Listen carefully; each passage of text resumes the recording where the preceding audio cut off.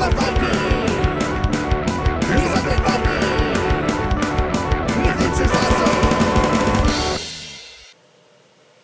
everybody, it's me, Undead Viking. I'm here to do a review for you. The game I'm going to show you today is called Captain's Wager. Captain's Wager is, as what you can probably guess, it is kind of a betting game. It's a card game with a steampunk pirate theme. Not enough of those games out there.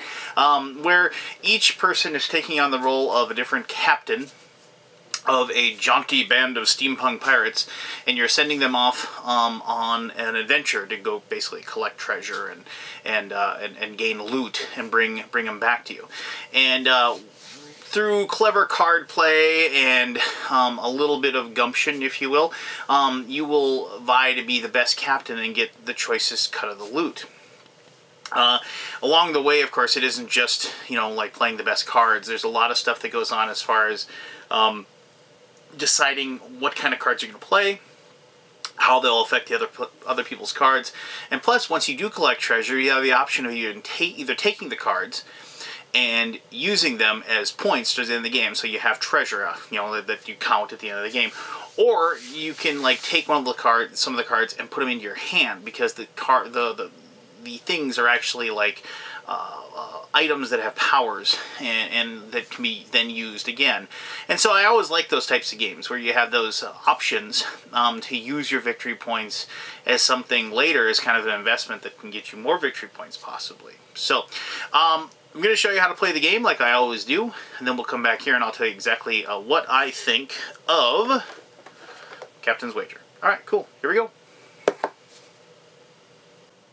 Alright, this is Captain's Wager, and this is everything that you'd have. Normally, each person would have, these are their treasure decks. They'd have these in front of them, and this is the main crew cards. That's where you're going to be dealing everybody's cards for each round of the game. The game continues until one person's treasure deck is emptied out, and it could be multiple people's, and it will, a lot of times it'll happen that a lot of people will go out at the exact same time. So, this is the timing mechanism. Everybody's treasure deck determines how long the game will last. So, to begin the game, you pick a first player.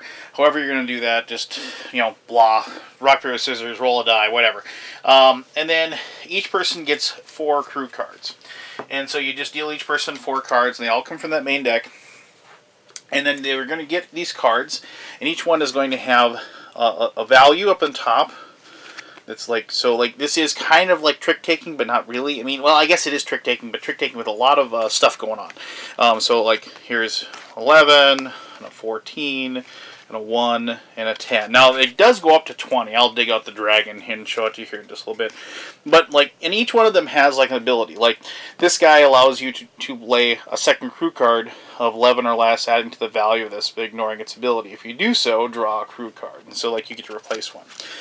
So you could play that, and you could play the doctor with it, So, and then, but then you don't get to use that guy's ability. But even the Clockwork Monkey, for the current adventure, add 3 to the value of the next crew card you play. So the next time you play, you get to add 3 to it. So, if you're planning ahead and you had, say, an 18 or something like that, you'd play this knowing full well the next time when you play, you'd get to add 3. But anyway, so each person gets 4 of these cards. I'm not going to go through each and every ability. Just, trust me. And the cool thing is that if you're wondering what other people could possibly have, you can always look at the crew roster, and then it tells you, because you don't use some cards. This is a 5-player game, so we're using all the cards, but as you can see, you use the Manic Mechanic only when you have 4 or more. You use the Unscrupulous Profiteer with only 5 or more. But then it tells you how many cards there are as well. So, if you had, say, 2 Charming Swashbucklers, you could look in here and you could say that, oh, there's 3 of them in the deck. So chances are, maybe nobody has one and you have the only 2 and that kind of thing. And you can see, the Mechanical Dragon has a 20 as his power there. So, and you have that little player aid, and I do like player aids. These are pretty awesome, and it does have a really good overview of the rules there too. But anyway, maybe I could this is how you play, and I just show you that. You can read it. Done? Okay, there you go.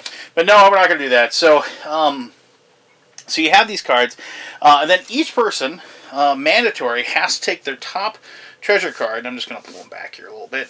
Each person mandatory has to take the top treasure card and put it in the middle, and you don't get to see what it is. You put it in the middle like so, and that's the ante. Everybody has the ante and put their card in. And then starting with the captain, you have to decide if you're going to bet, borrow, or steal. Now, if you bet, you take your top treasure card and you put it in the middle like this person's betting, and then you play one card off the top of your hand. If you borrow, you don't have to put one of your treasure cards in, but you still get to play a card. So you could theoretically still win, but you have to take one of these little tokens, -2. I know these are like actually, I believe, tokens off of from Terra Mystica actually. So this is not what the game will look like, and I think the cards and the art is pretty much what the game is going to look like. But this is a quasi prototype, if you will. So then, like, maybe if Blue did that, they do that, and then they'd get to play a card as far as. And then when you play your person, like, you know, so like if you played the Enlightened Gunner, if you will, you do their action if their action comes into play. Actually, that's a bad one because Enlightened Gunner doesn't actually come into play until after everybody's played their card. But like, say here, the Doctor. Reveal the top card from your crew deck, and at half its value rounded up to this card's value. So like, let's say, you know, the blue player plays that, you know, they took the -2 token, and then you'd reveal the next card, and it's an automaton, and then so you take, what is it, half rounded up, so he would add, you know, 4 to that, so he'd have 14. So you automatically do the action that's on there. Now, if you steal, what happens there is that you don't play any cards and you're done. You take all your cards, you put them face down. You're not going to play anymore. You know, you're just because of maybe the cards that you have in your hand aren't good enough or whatever. But at the end of after everything's going on, you won't be able to get any of the treasure that's in the middle, but you'll be able to get a bonus because you were off doing minor acts of piracy or thievery, if you will. And depending on the number of players, will determine like how much gold you get to steal and how many treasures you get to snag in that situation if you decide to steal. If you have in a 2 or 3 player game, in a 3-player game, player who flees gets to take 2 gold coins. So you just take these gold coins over here. And in a 4 or 5 player game, the first player that decides to steal gets to get 3 gold coins, and then everybody else gets 2. So being the first to steal is actually kind of important. Now, also, items, you get to draw a number of cards from your treasure deck equal to the number of active players remaining on the adventure when you steal, and then you get to choose one to keep as an item, and then you put the rest at the bottom of your treasure deck. So you can kind of load up your deck with load up your hand with an extra card, if you decide to steal. Now, after everybody has gone through, and I'll just put the rest of these. So let's say these are the cards that people played or whatever, and this guy, the Clockwork Monkey, isn't going to win, but the Charming Swashbuckler. Let's say, let me just grab another card here so we can pretend that he played a second card with it. So he played that, and the Clever Keymaker. So 9 and 11. So he's got 20. Beating the 14, and beating the 1. The guy, the one knew he was going to lose, but that's okay. And, the green guy, he stole, so he's not in it anymore. So, and you get done, whoever wins this, like, encounter of the adventure, if you will take the card. And they'll put that in front of them, and they've claimed that. And then you will then go ahead and, begin the second round, and you do the same thing, and then somebody else claims the card, and you do a third thing, and like a third person claims the card, and you get to draw, and like so those. But remember, you only get 4 of these crew cards, and so you don't get to redraw until like this adventure is done. So after all is said and done, if one person claimed 2 of these, they get all the treasure that's in the middle. And then they can decide whether or not they're going to keep one as an item to put in their hand. And then they take the other cards. Let's just say these are the treasure. They could go through these.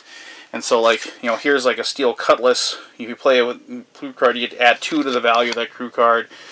Beer. All these things. So the points that they're worth is up here.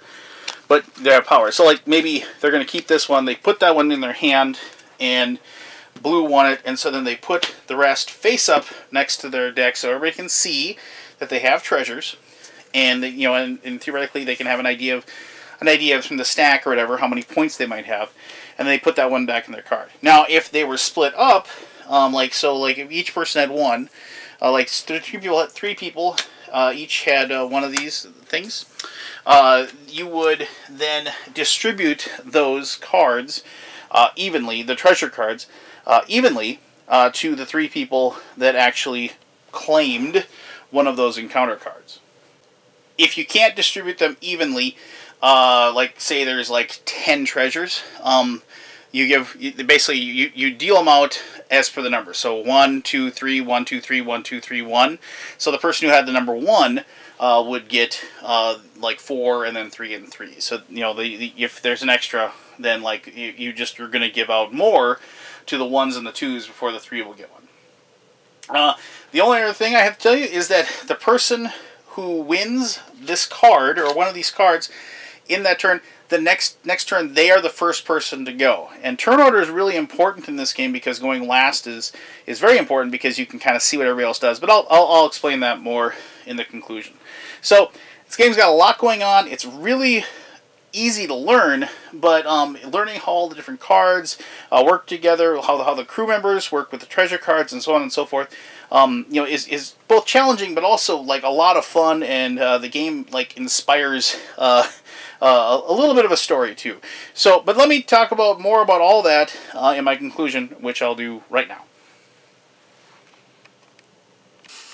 All right, there you go. That is how to play Captain's Wager. All right. So, I've always liked games that have a betting element or has a betting theme. It's one of those things where I played a lot of poker, and I still get to play it every once in a while, and I enjoy it immensely. So, this game I knew was going to hit on that cylinder for me. I also like games that I have to try to outguess and outthink my opponent, like try to plan on what cards they may or may not have in their hand. And the thing is that this is a game where, unless you get like seriously lucky and get like 4 dream cards in your hand, you know, for the adventure you're going to go on, you kind of have to decide, okay, so am I going to play like a really like crummy card, or you know, if somebody plays something really awesome, so you save your good one, and it's kind of like that, like sloughing a card if you play games like Hearts and things like that, and there's that aspect to it. And so, you know, but then you add in the whole like different powers that each one of the crewmen have, and you just have that everything wrinkles, you know, everything changes, and just, you know, the card that you think might work perfectly, you might have like, you know, the dragon that's got a strength of 20, but you know, somebody lays I can't remember the name of the guy now. I just mentioned him just a little bit ago. The one with the 11, the charming swashbuckler. You know, somebody puts the charming swashbuckler down, allows them to add another card to it. Oh, and I can add another charming swashbuckler, or you know, or even like, you know, the doctor, which is a 10. You know. And so, oh, well, your dragon's worthless now, but hey, it was a pretty cool card, though. You wasted it, and now you don't win, you know. And so there's that stuff that I really like about the game. It's challenging and interesting and a little bit tense, too. And that's what this game kind of needs, I think, to kind of draw me back in. It is the tension of trying to pick the best card in the best situation, and then trying to come up with that like perfect combination of both the crew member card and plus perhaps a treasure card that I've managed to snag as well. I do like the whole process of, you know, picking the 3 different things. You know, where, you know, because if you bet, you're offering up a treasure that you could possibly lose, and somebody's going to take, and they're going to be able to take those points.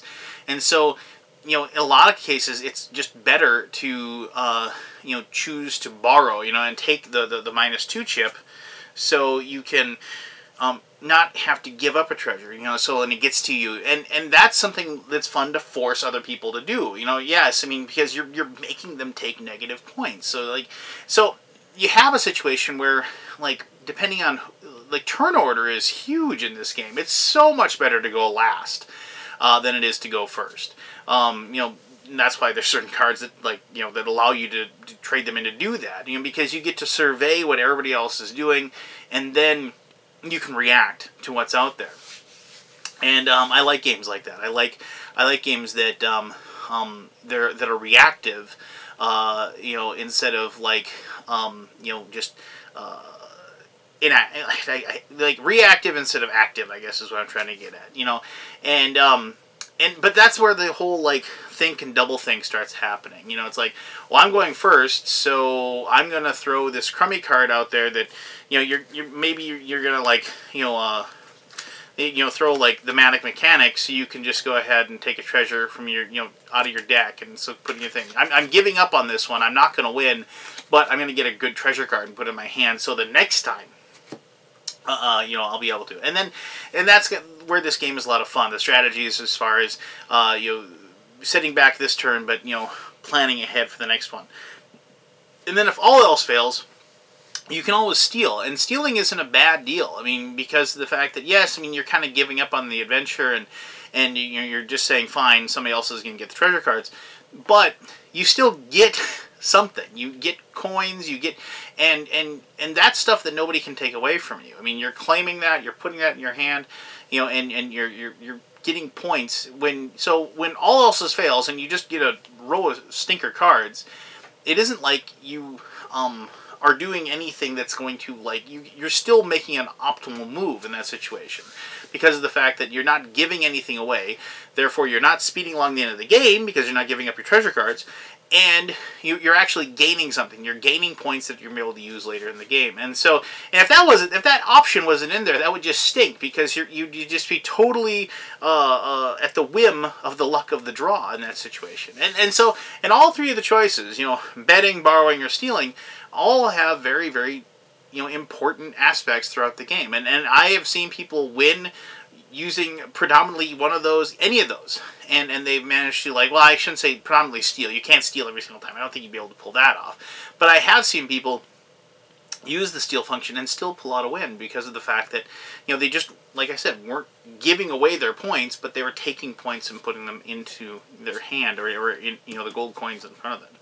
You know, for all those reasons, it's really quick to teach. I like all the interplay, the play between the cards and the treasures, and you know, and plus the theme, and just also the player interaction. This is definitely a game where it's like, you know, where somebody like plays, you think you have a perfect plan of like a card you're gonna lay, and somebody just, you know, bones you on it and takes the stuff away from you, and you're like, you son of a. And so the game has those moments as well. And me speaking from a group that has a ton of guys that I've known for a long, long time, it definitely has those wonderful backstabby moments that we enjoy a great deal. So, you know, it plays 3 to 5 people. I think it really, really shines with 5 people, because of the fact that, because, you know, if somebody gets, you know, one of these, you know, one of the encounters or whatever, you can't let them get 2. And so, like, everybody will, like, so the person who usually gets the first one, that's always kind of a bad deal, because then everybody else is just like, well, we're going to try to make sure that he doesn't get another one, or she doesn't get another one. And they will dogpile on them. And so, like, the next person that gets the second one, now you got to worry about. And so when you're playing with 5, it kind of spreads that out a little bit. And so it is kind of neat then, you know, because it isn't just one person collecting all the treasures. You have a little more like interaction, I say, you know, if you will. So I do really like it with 5. 3 isn't bad. I had fun with 3, but then I think you have to have 3 people that really understand the game and really know the ins and outs of all the different cards. And thankfully, like, you know, they have, as I showed you, these really awesome player aids that help out a lot with that. So there you go. That's how you play Captain's Wager. That's what I think of it. If you have any questions about the game, please ask them. I'll answer those to the best of my ability. As always, I greatly appreciate you taking the time to watch this video. And until next time, this was Undead Viking, telling you to have yourself one heck of an awesome day. All right, bye-bye.